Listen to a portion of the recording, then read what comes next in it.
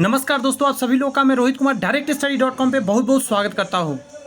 दोस्तों, ये video number 2 है। आज आपने इससे पहले वीडियो देखा है जिसमें हमने आपको नंबर सिस्टम और ज्योमेट्री के कुछ पार्ट्स पढ़ा दिए थे। आज अध्याय 3 चलेगा, तो क्वेश्चन नंबर 1 से शुरू करने जा रहे हैं। आपसे इतना ही रिक्वेस्ट रहेगा, वीडियो पसंद आएगी चैनल सब्सक्राइब करके बेल आइकन जरूर प्रेस कर लीजिए, क्योंकि ये याद रखिएगा, मैं यहाँ लिख दे रहा हूँ TRE 4.0 के लिए ये रामबाण होगा, याद रखिएगा।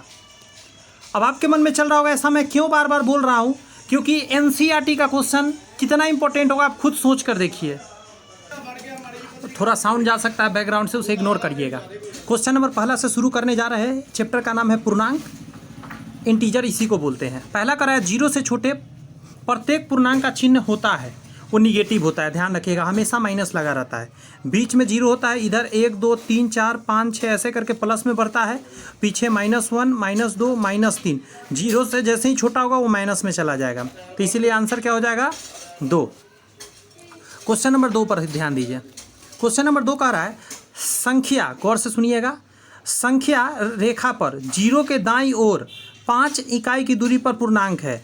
संख्या रेखा यही हुआ, इसी को संख्या रेखा बोलते हैं। 5वां पॉइंट जाना है 0 के दाईं ओर, दायां इस तरफ है 0 का। 1 2 3 4 5, 5 पर क्या होगा 5 ही होगा, बट 5 इकाई की दूरी पर पूर्णांक कौन सा होगा, तो +5 होगा, माइनस में नहीं होगा। तो 2 का आंसर क्या कहिएगा, पहला नंबर, ठीक है। 3 नंबर कह रहा है पूर्णांक -1 का पूर्ववर्ती है। क्या है, पूर्णांक -1 का पूर्ववर्ती। देखिए, एक पूर्ववर्ती होता है, एक परवर्ती होता है, ठीक है। तो पूर्ववर्ती का मतलब क्या होगा, तो जैसे -1 है तो इसके और पीछे जाना है, तो एक और माइनस कर दीजिए इसमें -2, तो आंसर क्या हो जाएगा 3 नंबर। तो 3 का आंसर क्या हो जाएगा, ये वाला, ठीक है। समझते चलिएगा। 4 का देखिए, पूर्णांक को -1 और 1 के बीच पूर्णांकों की संख्या है। -1 और 1 के बीच में क्या है, तो -1 बीच में 0 और 1 है, तो इसके बीच में क्या मिलेगा, तो 4 का क्या कहिएगा, इसके बीच में कितना संख्या है, तो एक ही संख्या है ना, तो 4 का क्या हो जाएगा,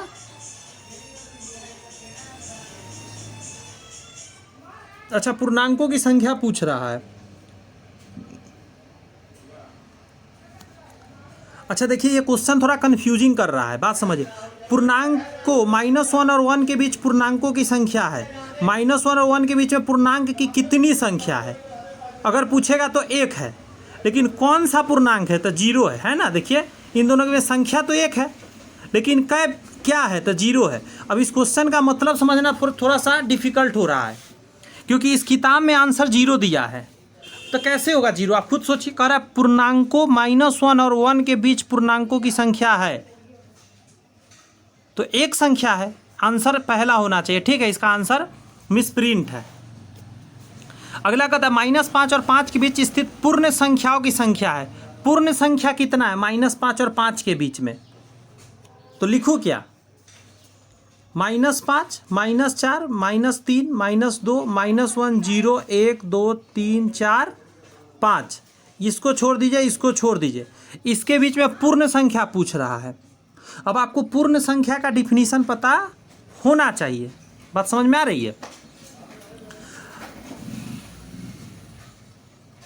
पूर्ण संख्या क्या होता है, माइनस में पूर्ण संख्या नहीं होता है, यहाँ से यहाँ तक तो आप छोड़ दीजिए, पूर्ण संख्या माइनस में नहीं होता था। 1 पीस 2 3 4 5, तो आंसर क्या हो जाएगा, -5 और 5 के बीच में कितना है, तो 5 है, 4 आंसर हो जाएगा। 5 का 4 में आप टिक लगाइएगा। पूर्ण संख्या जो होती है वो हमेशा प्लस में होती है, माइनस में नहीं होती है। आगे आइए, ये 5 का था। 6 का था -10 -15 के बीच स्थित सबसे बड़ा पूर्णांक क्या होगा। सबसे बड़ा पूर्णांक आपसे पूछ रहा है।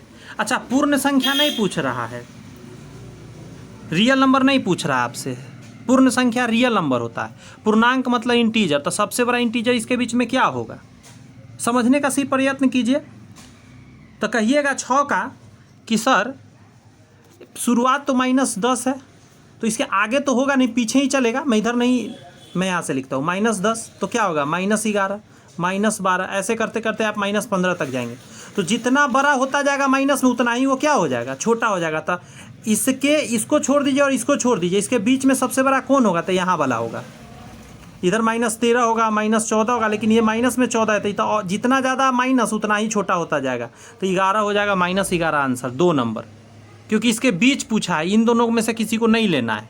क्लियर है ना, अच्छे से समझा रहा हूँ आसान भाषा में, हड़बड़ी नहीं है किसी बात का, आराम से हम लोग को सारी बात समझना है, एक बार में याद करना है। आगे आइए, कह रहा है -10 और -15 के बीच स्थित सबसे छोटा पूर्णांक है।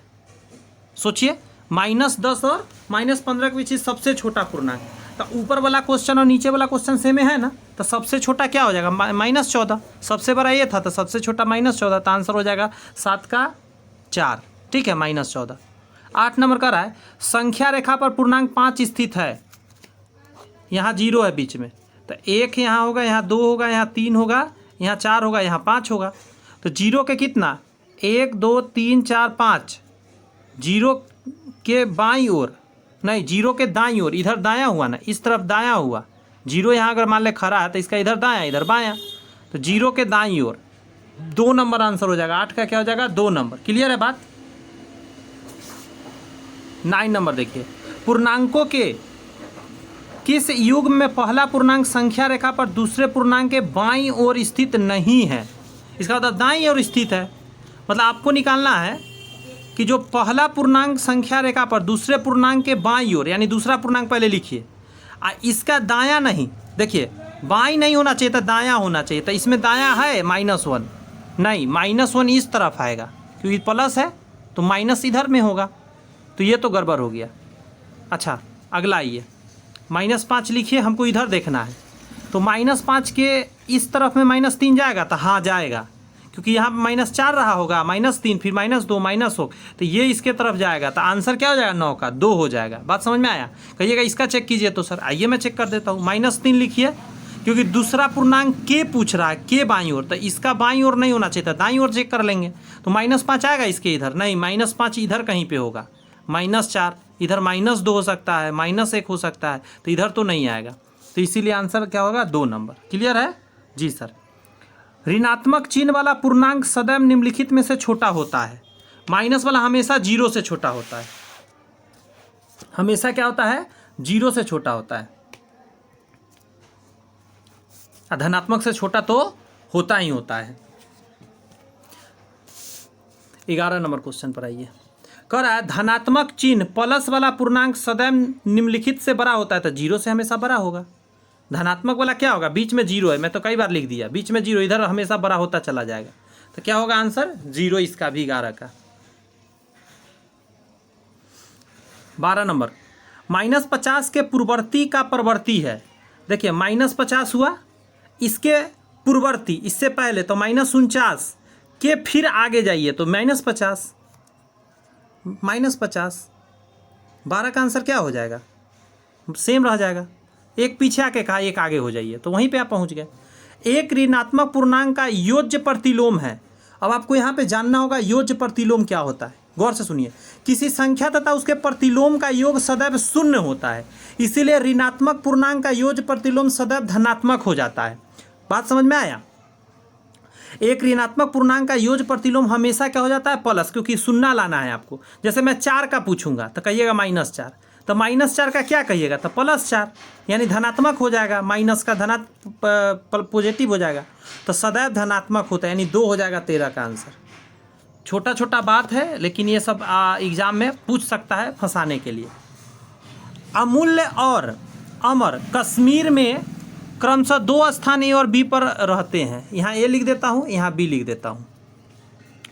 गए, उन्होंने एक विशेष दिन ए पर -4 डिग्री सेल्सियस और बी पर 1 डिग्री सेल्सियस न्यूनतम तापमान रिकॉर्ड किए। निम्नलिखित में से कौन सा कथन सत्य है। ए बी से ठंडा है, ए जो है बी से ज़्यादा ठंडा, ये बात सही है। जितना माइनस में जाइएगा ना उतना ही ठंडा होता जाएगा, तो पहला सही है। बी ए से ठंडा है, बी ए से ठंडा नहीं है, गलत है। तापमान में अंतर 2 डिग्री का है, नहीं, अंतर ज़्यादा का है। कैसे समझिए, यहाँ आएगा -3 डिग्री, -2 डिग्री, फिर आएगा 0 डिग्री, फिर आएगा 1 डिग्री, तब बीच में अंतर कितना का है, 3 का अंतर है। डिग्री सेल्सियस का अंतर नहीं है, 3 हो गया। ए का तापमान बी के तापमान से 4 डिग्री अधिक है, ए का तापमान बी के तापमान से ज़्यादा नहीं है, इससे कम है, तो आंसर पहला हो जाएगा। ऐसे करके थोड़ा सा सोचना है, ठीक है। पूरा एनसीईआरटी दोस्त कंप्लीट कराने वाला हो, भरोसा रखना पड़ेगा। बहुत लोग भरोसा नहीं रखते हैं, उनको लग रहा है ये क्या ही सीरीज चलाएं सर।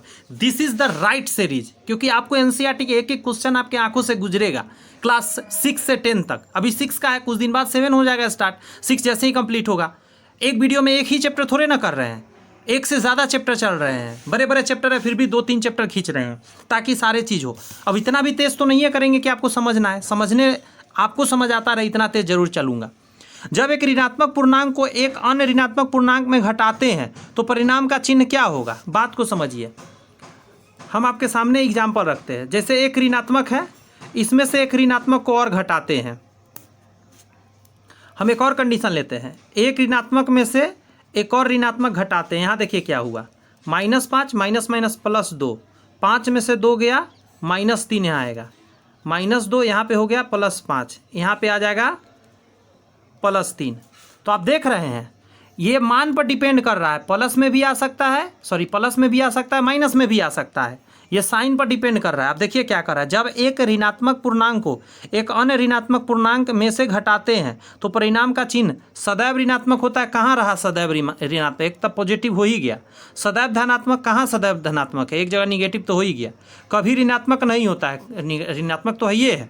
पूर्णांक के संख्यात्मक मानों पर निर्भर करता है, यही आंसर 4 हो जाएगा। इसके मान पर निर्भर करेगा कि किसको आप किधर घटा रहे हैं। देख रहे हैं यहाँ पॉजिटिव, यहाँ निगेटिव आ रहा है, यहाँ पॉजिटिव आ रहा है, इसीलिए मैं ये समझाया हूँ। ऐसा क्वेश्चन है तो एग्जाम्पल लेके आप बना के देख लीजिए, आंसर गलत नहीं होगा। कथन, जब एक पूर्णांक को स्वयं उसी में जोड़ते हैं तो योग उस पूर्णांक से बड़ा होता है। कथन कह रहा है जब एक पूर्णांक को स्वयं उसी में जोड़ते हैं तो उसका पूर्णांक से बड़ा हो जाता है। जैसे देखिए हम आपके सामने इसका भी एग्जाम्पल रख देते हैं, -3 में हम जोड़ दिए -3, तो जानते हैं -6 आ गया। 3 में जोड़ दिए 3, तो यहाँ आ गया 6। आप देखो अगर ऋणात्मक है और उसको जोड़ रहे हैं, सेम चीज़ जोड़ना है। देखिए जब एक पूर्णांक को स्वयं उसी में जोड़ते हैं, तब माइनस है तो माइनस में जोड़ेंगे, तो -6 आ गया, और प्लस में प्लस जोड़े तो +6 आ गया, प्लस में +3 जोड़े तो 6 आ गया। तो योग उस पूर्णांक से बड़ा होता है। यहाँ पे तो छोटा हो गया, इन दोनों से छोटा हो गया ना, इन दोनों से बड़ा है। देखिए 3 से भी बड़ा, 3 से भी बड़ा, -3 से ये छोटा हो गया, क्योंकि माइनस में जितना बड़ा उतना ही छोट हो जाता है। तो आप देखिए सदैव सत्य होते हैं, कभी सत्य नहीं होता। केवल तभी सत्य होता है जब वो पूर्णांक धनात्मक हो। धनात्मक में सत्य हुआ ना, यही आंसर होगा, क्योंकि धनात्मक में सत्य होता है बात, ऋणात्मक में सत्य नहीं, असत्य हो गया। क्यों असत्य हो गया? क्योंकि इससे छोटा हो गया। 17 नंबर क्वेश्चन देखिए, निम्नलिखित में से कौन तापमान में अधिकतम वृद्धि प्रदर्शित करता है? तो इसका आइए ऑप्शन देखिए, आपको समझ में आ जाएगा। लास्ट क्वेश्चन है, इन दोनों में कह रहा है कि तापमान में अधिकतम प्रदर्शित करता है। निम्नलिखित में से कौन तापमान में अधिकतम वृद्धि प्रदर्शित करता है? इतना से इतना होना, तो कितना बढ़ गया? 10 डिग्री सेल्सियस बढ़ गया। यहाँ कितना बढ़ गया? तो हमेशा ना, जैसे 8 में से हम घटा लेंगे -4 को, तो 12 डिग्री सेल्सियस आया। -8 में से घटा लेंगे -15 डिग्री सेल्सियस को, तो -8 माइनस माइनस +15, यहाँ 7 डिग्री सेल्सियस आ गया। 0 में से घटा लेंगे -7 को, तो यहाँ 7 डिग्री सेल्सियस आ गया। एगो छूट गया शुरू में। 10 में से घटा लेंगे 0 को, तो यहाँ आ गया 10 degree Celsius. 10 degree, 12 degree, 7 degree, 7 degree. सबसे ज़्यादा कहाँ पे आया? 2 नंबर में। तो आंसर क्या डालिएगा? 17 का 2 डालिएगा।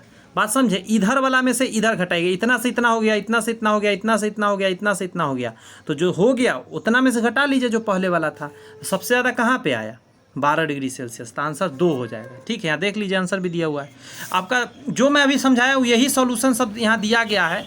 ये सब का तो मैच कर जाएगा, लेकिन बहुत ऐसा चैप्टर आगे आएगा ना जिसका मैं शॉर्ट ट्रिक्स वगैरह देता रहूँगा। इस समय शॉर्ट ट्रिक्स तो कुछ है नहीं, ये सब बेसिक सा क्वेश्चन है, 6 क्लास का है। जैसे 7 का आएगा, उसके बाद 8 का फिर हम लोग करेंगे, 9, 10 करेंगे। तो धीरे धीरे हम क्या करेंगे, आपको शॉर्ट ट्रिक्स तक पहुँचाएंगे। ऐसा नहीं सोचिए कि अखनी तो देखिए कि सर इसमें से पढ़ा रहे। बहुत लोग सोचते बहुत तरह तरह की बातें, तो घबराइए नहीं, आप देखते रहिए कि क्या क्या मैं आपको पढ़ा सकता हूँ। ऐसे ही नहीं है, जॉब लिया हूँ तो मुझे बहुत सारी बातें आइडिया है, आप निश्चिंत होकर हमसे पढ़ सकते हैं, टेंशन फ्री होकर एकदम।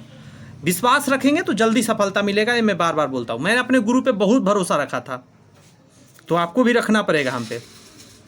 बस रेगुलर वीडियो देखिए, सारे वीडियो देखिए, तभी मजा आएगा। अच्छा, अब नया चैप्टर आ गया 4, भिन्न और दशमलव। ठीक है, पहला वीडियो में 1 और सेकेंड चैप्टर हम लोग कर लिए थे। ठीक है, आज के वीडियो चल रहे हैं, देखते हैं इसमें कितना वीडियो मतलब चैप्टर कर पाते हैं। एक चैप्टर तो कंप्लीट हो गए आपके, एनसीईआरटी और सीईआरटी मिक्स क्वेश्चन है इसमें। अब हमारा 4th लेसन चल रहा है, भिन्न और दशमलव, यानी फ्रैक्शन एंड डेसिमल।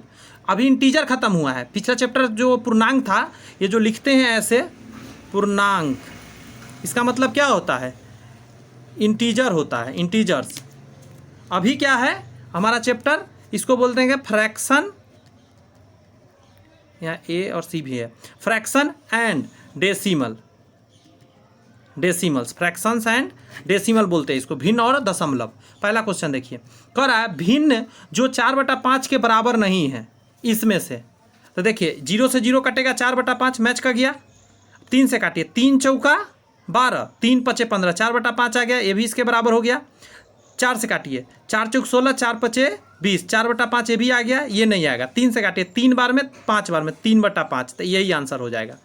ये सभी को काटने के बाद यहाँ इसको समतुल्य प्रतिलोम बोलते हैं, मतलब भिन्न बोलते हैं, समतुल्य भिन्न, इंग्लिश में बोले इक्वावेलेंट फ्रैक्शन। ठीक है, ये सभी इसके इक्वावेलेंट है, ये चारों, इसको छोड़ के मैच नहीं किया, यहाँ 3/5 आ गया।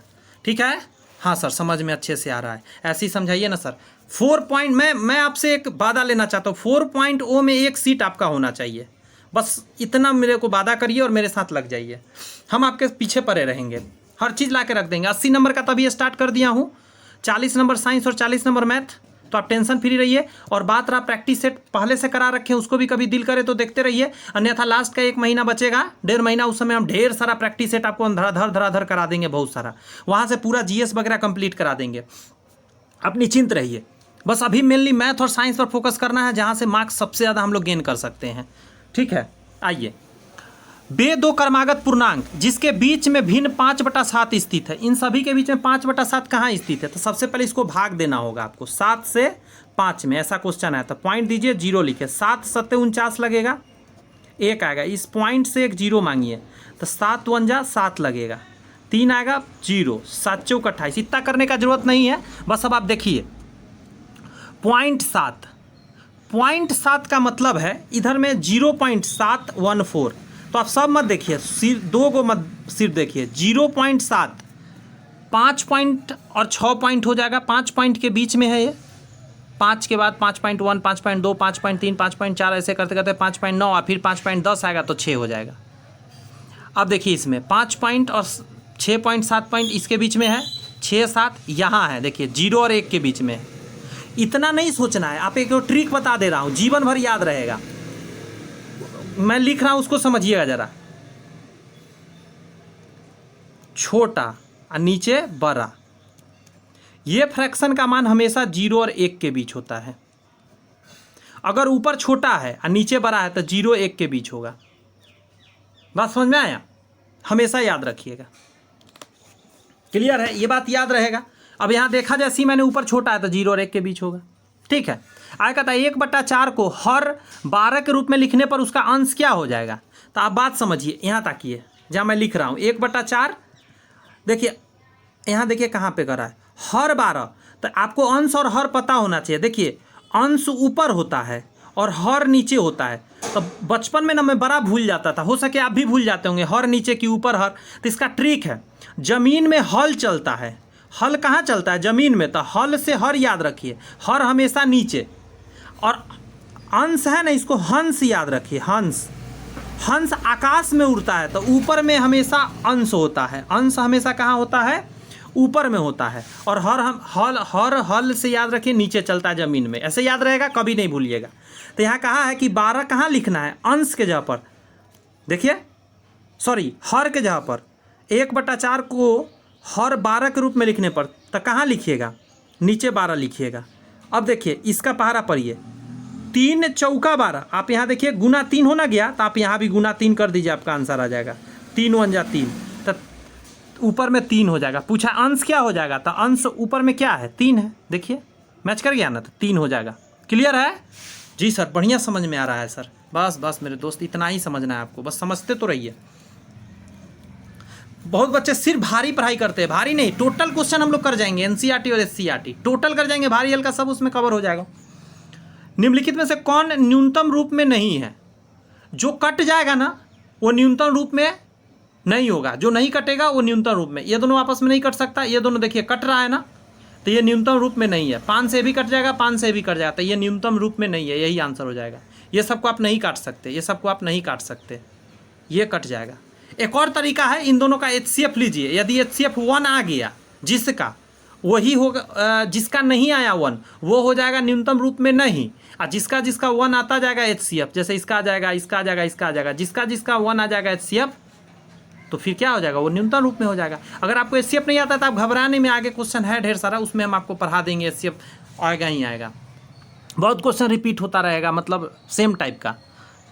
इतना में P का मान, ऐसा जब भी क्वेश्चन आए ना तो क्रॉस गुना कर लीजिएगा, जैसे इसको इससे गुना करिएगा तो 5P हो जाएगा, और इधर गुना करिएगा तो 8 दूनी 16 160, 5 से काट दीजिए इसको, 5 3 15, 5 6 30 36, हाँ कुछ गलती कर दिया क्या, 5 3 15, 5 दूनी 10 32 आएगा, 3 आंसर हो जाएगा। तो 5 का क्या कहिएगा, 3, ऐसे करके निकाल सकते हैं आप, ठीक है। 6 नंबर क्वेश्चन देखिए, 6 नंबर क्वेश्चन, तब तक मैं पेज को पलटी मारता हूँ। आज के क्लास का दूसरा नंबर चैप्टर चल रहा है, यानी कि चौथा लेसन हम लोग चल रहे हैं, चौथा लेसन लेकर, ठीक है। क्वेश्चन नंबर अब आप आ जाइए कितना नंबर में, 6 नंबर क्वेश्चन पर आना है।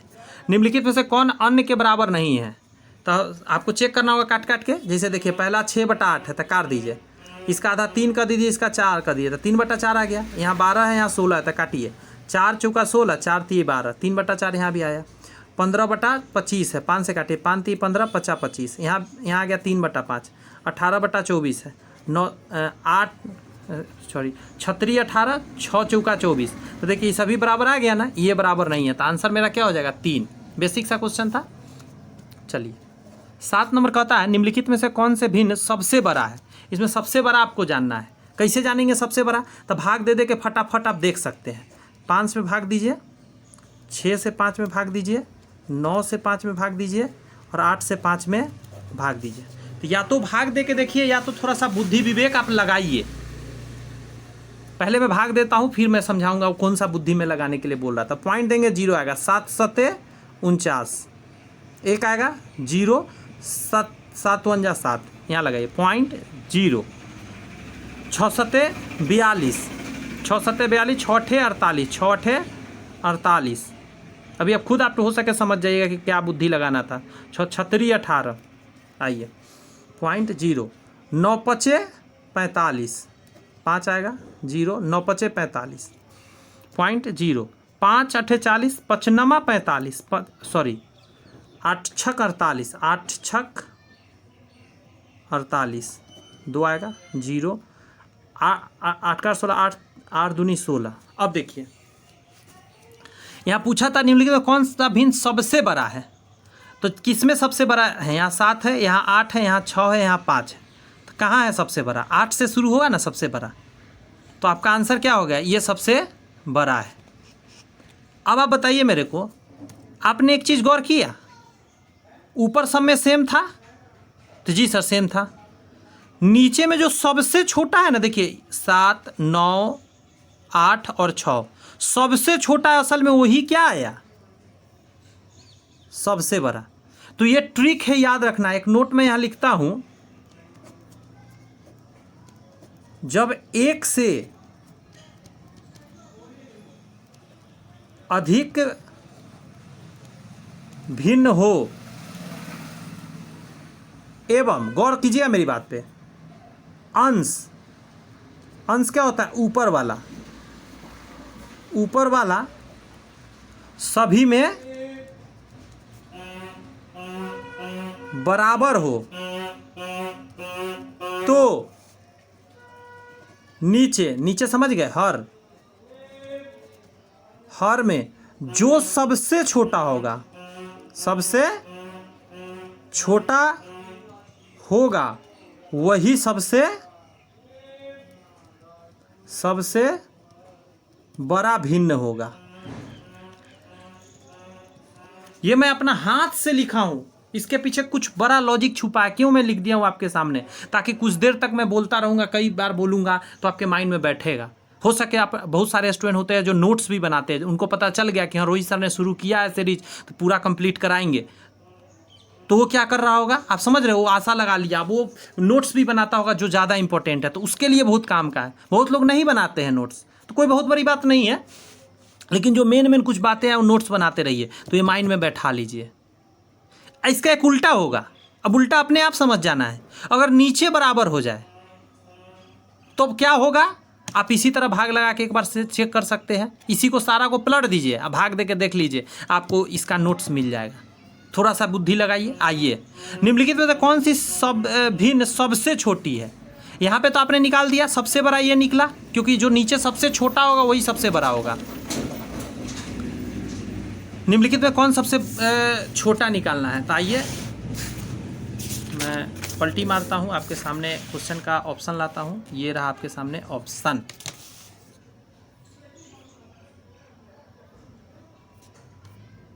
ये रहा आपके सामने ऑप्शन। क्वेश्चन नंबर 8, सबसे छोटा, इस बार सबसे छोटा बताना है। अच्छा, पिछला क्वेश्चन में देखिए, आप यहाँ देखिए, पिछला क्वेश्चन याद है? ऊपर में सब में बराबर था, इसमें सब में नीचे बराबर है, सब में नीचे बराबर है।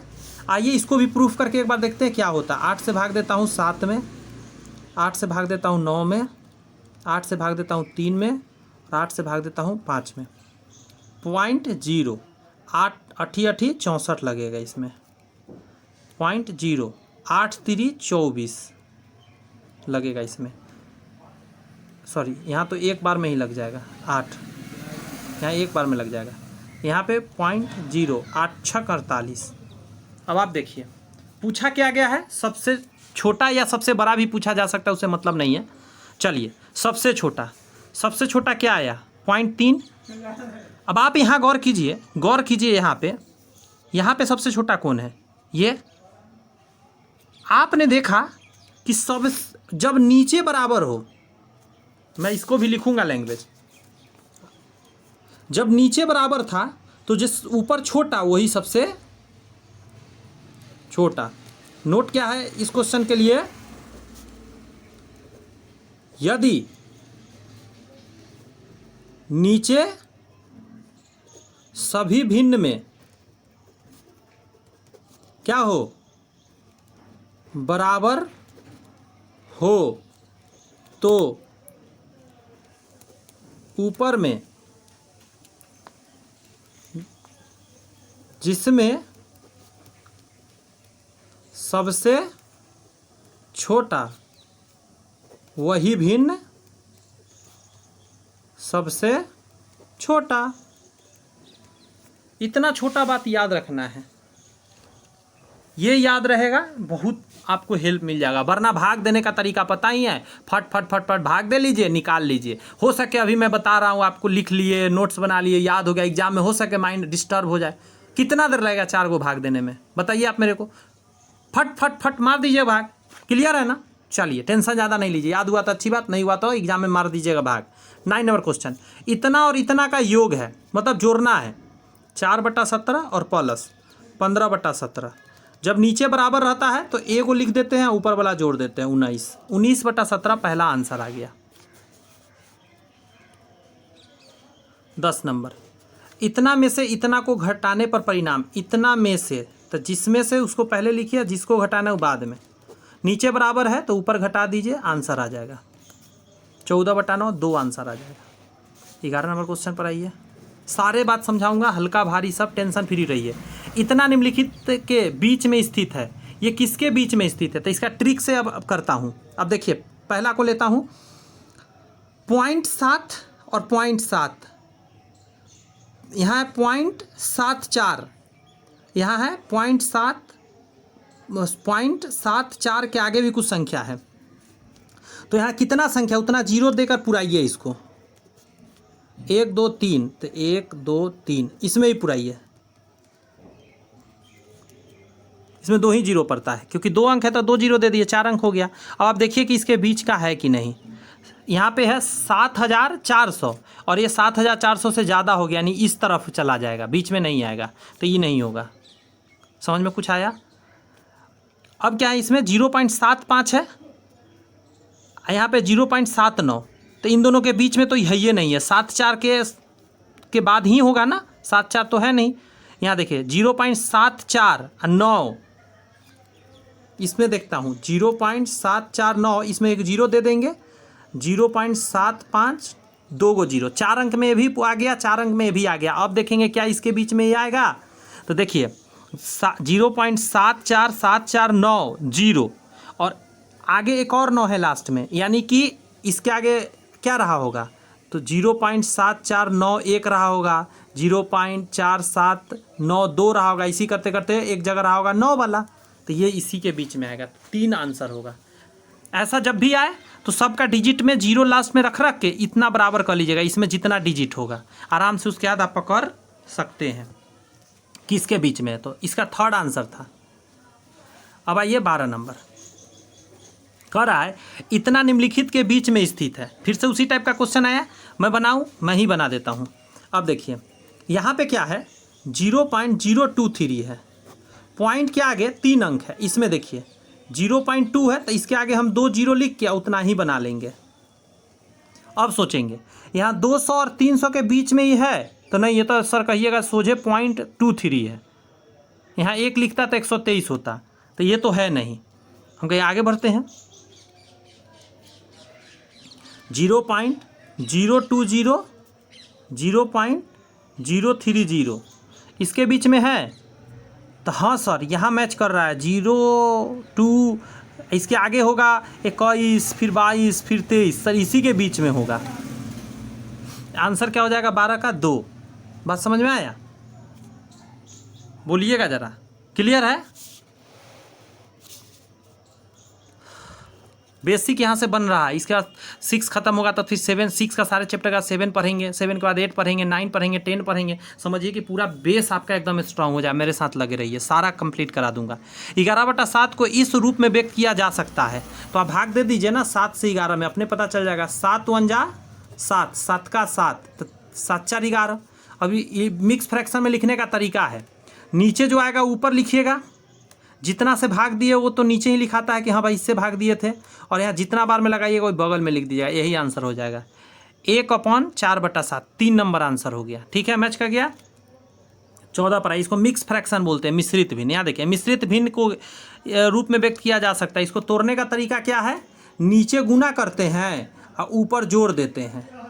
जैसे 7 5, मैं ऊपर पूरा क्वेश्चन लाता हूँ, 7 5 35, 7 5 35, 35 में 4 जोड़ दीजिए, कितना हो जाएगा 39, 39, और नीचे 7 है तो 7 ही रहेगा, तो 39/7 यहाँ पे है, तो यही आंसर हो गया। मतलब यहाँ इन दोनों का गुना करके ऊपर वाला जोड़ देते हैं, ऊपर लिख देते हैं, नीचे 7 है तो 7 लिख दीजिए, आंसर हो गया। ये सब बहुत सारे लोग जानते भी होंगे, तो स्किप मत करने लगिएगा, ये सब तो जानकारे हैं हम। एक एक बात एक बार देख जाइए, 2x कर लीजिए, जहाँ भारी लगेगा वहाँ स्लो हो जाइएगा, फिर देख लीजिएगा अच्छे से। नेक्स्ट आइए 15 नंबर क्वेश्चन। इतना और इतना निम्नलिखित के बराबर है, इसको जोड़ना है। तो देखिए जोड़ने का तरीका बताता हूँ। 0.07 लिख दिए, अब ये भी पॉइंट वाला है ना, तो पॉइंट के नीचे पॉइंट लिख देंगे। इधर है सो इधर लिखिए, जैसे इधर 0 है तो 0 लिख दिया, उधर जो है सो उधर लिखिए 0 और फिर 0 और फिर 8, तो इधर 8 लिखेंगे। संख्या के सामने सामने लिखते रहना है, खाली बचेगा वहाँ 0 रख दीजिए। अब जोड़ना है तो जोड़ दीजिए, घटाना रहेगा घटा दीजिएगा। 8 7 0.0 कहाँ पे है, 0.078, यही आंसर हो गया 3 नंबर। ठीक है ना? जी हाँ, बहुत लोगों को जोड़ने नहीं आता, उन लोग के लिए बहुत मतलब खुशी की बात है कि सीखने को मिल रहा है मेरे साथ। हर छोटा से छोटा चीज़ मैं सिखाऊंगा। 16 नंबर कह रहा है क्वेश्चन कि निम्नलिखित में से कौन सा दशमलव सबसे बड़ा है। इसमें सबसे बड़ा जानना है ना, तो इसका तरीका है ना, आप एक ही अंक लीजिएगा। दशमलव के इधर 1 है, दशमलव के इधर 0 है, दशमलव के इधर 0 है, दशमलव के इधर 2, तो यहाँ दशमलव के इधर 2 आ गया, नहीं तो सबसे बड़ा हो गया। बात समझ में आया? अगर यहाँ भी 0 रहता तो फिर इसको टिक मारते, क्योंकि दशमलव के आगे इसमें 1 था, इस समय 0 था, यहाँ भी 0 होता तो, लेकिन दशमलव के यहाँ 2 है। इतना सारा संख्या लिखने से इसमें मत टिक मार दीजिएगा, बहुत लोग यहाँ मार देगा। आप कहते हैं सर इसमें सब में मान ले शुरू में 0 रहता है दशमलव के आगे, दशमलव के आगे 0, दशमलव के आगे 0, दशमलव के आगे 0, दशमलव के आगे 0, तब क्या करते? तब उसके जस्ट आगे वाला देखते। जैसे यहाँ 8 था, इसमें 9 था, इसमें 3 था, इसमें 9 था, तो सबसे बड़ा जानने के लिए 9 वाला देखते। अब कहिएगा सर 2 गो 9 वाला हो जाता, तो इसके फिर आगे देखते इन दोनों में। बात समझ में आया? इस तरह के देखा जाता है, एक एक अंक करके आगे बढ़िएगा। अब 17 नंबर क्वेश्चन देखिए, निम्नलिखित में से कौन सा दशमलव सबसे छोटा है। इसमें सबसे छोटा जाना है, वही ट्रिक लगाइए। पॉइंट के आगे 0, पॉइंट के आगे 1, पॉइंट के आगे 5 और पॉइंट के आगे 2। देखिए पॉइंट के इस तरफ भी इसमें है, नहीं तो सबसे बड़ा हो गया। पॉइंट के इधर कुछ है, इस समय तक कुछ है भी नहीं, तो इसको तो ऐसे ही हटा दीजिए आप। अभी सभी में देखिए पॉइंट के आगे 0, पॉइंट के आगे 1 और पॉइंट के आगे 2, तो पॉइंट के आगे 2 ज़्यादा बड़ा, पॉइंट के आगे 1 उससे छोटा और पॉइंट के आगे 0 सबसे छोटा, तो यही आंसर हो गया। दशांश स्थान तक इतना का सही मान है। दशांश का मतलब क्या होता है, आपको ये थोड़ा सा एक छोटा सा बात है लेकिन समझना होगा। ठीक है, मतलब 10वां स्थान, इधर को दशांश बोलते हैं। ठीक है, ये जो पॉइंट के पहला अंक है दशांश, तो 13.5। बात कुछ समझ में आया?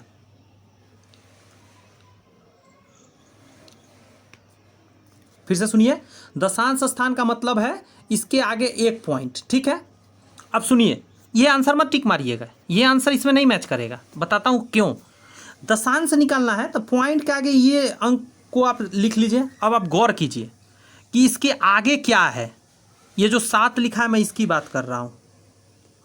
अब आप 7 को देखिए, यहाँ हो सके 3 भी रह सकता था, 5 भी रह सकता था, 0 भी रह सकता, 2 भी रह, कुछ भी रह सकता था ना। यहाँ पे इस पहला पॉइंट के आगे वाला, इसको टेंथ्स प्लेस बोलते हैं। टेंथ नहीं, टेंथ्स। बात समझ आए? उसी को दशांश बोल रहे हैं, 10वां हिस्सा। अब समझिए मेरी बात को। दशांश के जस्ट आगे वाला को देखते हैं। अगर यह 5 हो या 5 से बड़ा हो, 5 हो या 5 से बड़ा, 6, 7, 8, 9 तक, ये सभी कुछ भी होगा ना, तो इसमें एक जोड़ना है पहले वाला में, यानी 6 करना है यहाँ पे। क्लियर है? फिर सुनिए, अगर मान लेते हैं, कहाँ गया, इस 7 के जगह पर अगर मान लेते हैं यहाँ 2 रहता, तब हमारा आंसर होता 13.5। फिर इसी छोड़ देते, इसके आगे कुछ भी नहीं करना है। दशांश पूछा इसीलिए। अगर यहाँ जैसे 7 है इस बार, तो 1 इसमें जोड़ लेंगे, 13.6 हो जाएगा आंसर, यानी 4 नंबर। अगर यहाँ पे मान ले 2 रहता या 3 रहता, तो फिर 13.5 ही आंसर होता। यानी 5 या 5 से बड़ा हो तो इसमें एक जोड़ लेना है, यदि उससे छोटा हो तो इस सबको हटा देना है, यही आंसर। क्लियर है? तो यस क्लियर है।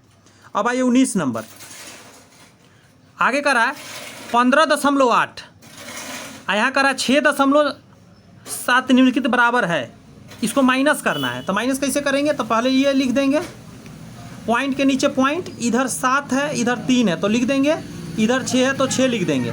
जो बच्चा जानकार नहीं होगा वो क्या करेगा पता है? ये 6 इधर लिख देगा, हो सके 3 इधर लिख देगा। नहीं, नियम है कि एगो पहले लिख लीजिए, डेसिमल के लिए डेसिमल लिखिए, इधर जैसे जैसे संख्या जैसे लिखिए, और इधर जैसे वैसे लिखिए, जो खाली बचा वहाँ 0।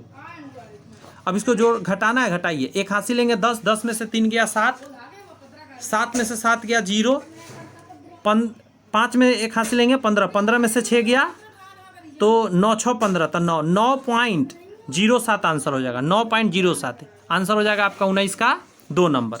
अब आइए 20 नंबर, कह रहा है 0.238 निम्नलिखित भिन्न के बराबर है।